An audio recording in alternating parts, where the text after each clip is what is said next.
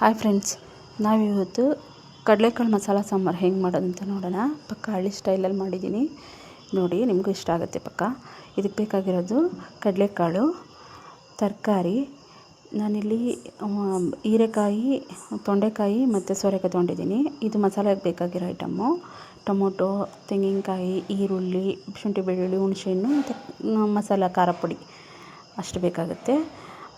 ಅದಕ್ಕೆ ಫಸ್ಟ್ ಅದನ್ನು ಮಿಕ್ಸಿ ಜಾರ್ಗೆ ಹಾಕಿ ಅಷ್ಟು ಮಸಾಲ ಐಟಮ್ ಅಂದರೆ ತೆಂಗಿನಕಾಯಿ, ಈರುಳ್ಳಿ ಮತ್ತು ಬೆಳ್ಳುಳ್ಳಿ, ಶುಂಠಿ, ಹುಣಸೆಹಣ್ಣು ಮತ್ತು ಅದನ್ನಷ್ಟನ್ನು ಸ್ವಲ್ಪ ಅರ್ಧಂಬರ್ಧ ಆಗೋ ಥರ ರುಬ್ಕೋಬೇಕು. ಯಾಕೆಂದರೆ ಕಾಯಿ ದಪ್ಪ ಐತಲ್ಲ, ನುಣ್ಣಗಾಗಿರಲ್ಲ. ಅರ್ಧಂಬರ್ಧ ರುಬ್ಬಿ ನಂತರ ಅದಕ್ಕೆ ಟೊಮೊಟೊ, ಖಾರ ಪುಡಿ ಸೇರಿಸ್ಕೊಂಡು ನುಣ್ಣಗಾಗೋ ಥರ ರುಬ್ಕೋಬೇಕು. ತುಂಬ ಸಣ್ಣಗಾಗಬೇಕು. ಆ ಥರ ರುಬ್ಬಿ ಆ ಮಸಾಲಾನ ಒಂದು ಸೈಡಿಗೆ ಇಟ್ಕೋಬೇಕು. ಆಮೇಲೆ ಫಸ್ಟು ಒಲೆ ಅಂಟಿಸಿ ಅದಕ್ಕೆ ಒಂದು ಪಾತ್ರೆ ಇಟ್ಟು ಅದಕ್ಕೆ 2 ಕಪ್ಪು ನೀರು ಹಾಕಬೇಕು. 2 ಕಪ್ ನೀರು ಹಾಕಿ ನೀರಲ್ಲಿ ಕಡಲೆಕಾಳನ್ನ ಹಾಕಬೇಕು. ಕಡಲೆಕಾಳನ್ನ ಹಾಕಿ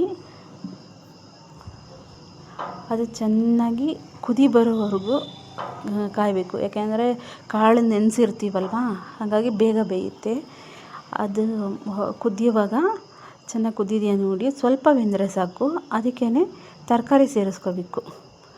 ತರಕಾರಿ ಸೇರಿಸ್ಕೊಂಡು ತರಕಾರಿನೂ ಅಷ್ಟೇ ಚೆನ್ನಾಗಿ ಕುದಿಯೋವರೆಗೂ ಬಿಡಬೇಕು.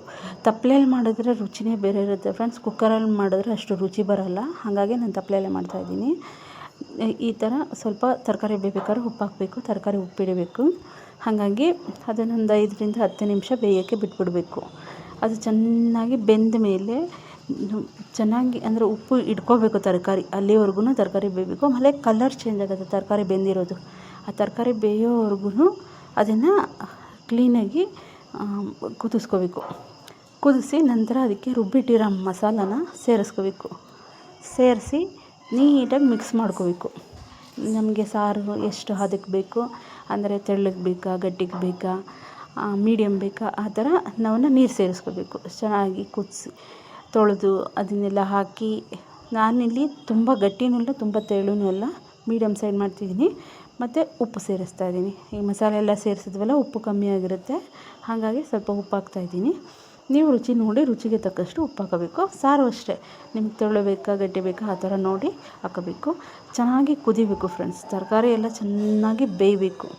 ಬೇಯೋವರೆಗೂ ಚೆನ್ನಾಗಿ ಕುದಿಸಾದ್ಮೇಲೆ ತಟ್ಟೆಗೆ ಹಾಕ್ಕೊಂಡು ಮುದ್ದೆ ಜೊತೆ ತಿಂತಾ ಇದ್ದರೆ ಆಹಾ ಏನು ಚೆನ್ನಾಗಿರುತ್ತೆ ಗೊತ್ತಾ. ಪಕ್ಕ ಹಳ್ಳಿ ಸ್ಟೈಲು. ಒಗ್ಗರಣೆ ಹಾಕೋಂಗಿಲ್ಲ, ಏನಿಲ್ಲ. ಬೇಗ ಅಂದರೆ ಬೇಗ ಮಾಡಿಬಿಡ್ಬೋದು. ಸ್ವಲ್ಪ ತರಕಾರಿ ಇದ್ದರೆ ಸಾಕಷ್ಟೆ. ಪ್ಲೀಸ್ ಈ ವಿಡಿಯೋ ಇಷ್ಟ ಆದರೆ ಲೈಕ್ ಮಾಡಿ.